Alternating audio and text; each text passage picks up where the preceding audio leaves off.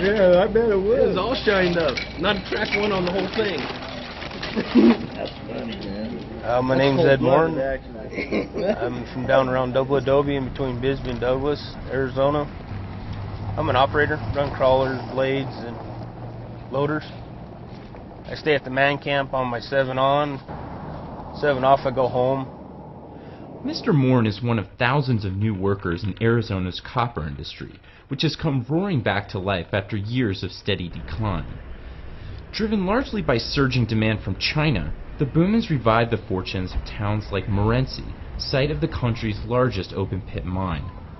Housing here is in short supply, so much so that hundreds of workers now live in temporary trailers, which they call the man camp.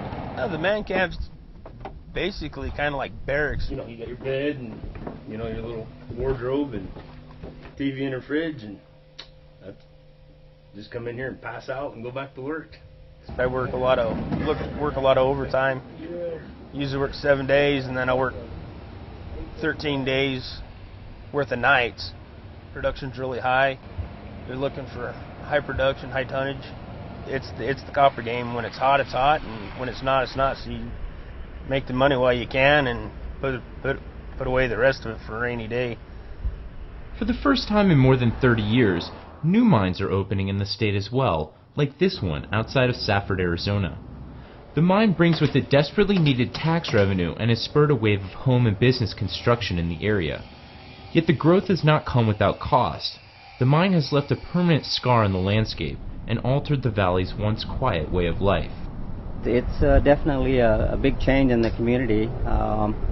It has its pros and it has its cons. You know, we all like our small rural area, but you know, in order to create jobs and to make it a self-sustaining area, then you know that growth has to be pretty well mandated to help survive. The revival has also touched towns like Miami, Arizona, where copper has driven the economy for more than 100 years.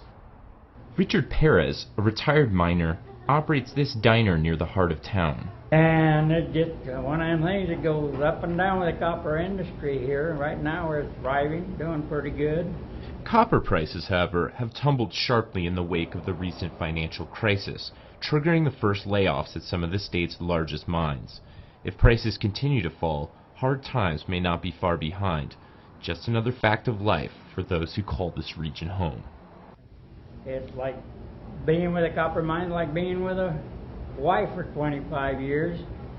You argue and you fight sometimes with them, but when it's over and done with, you're happy to have them around and you appreciate them. This is John Collins Rudolph for the New York Times.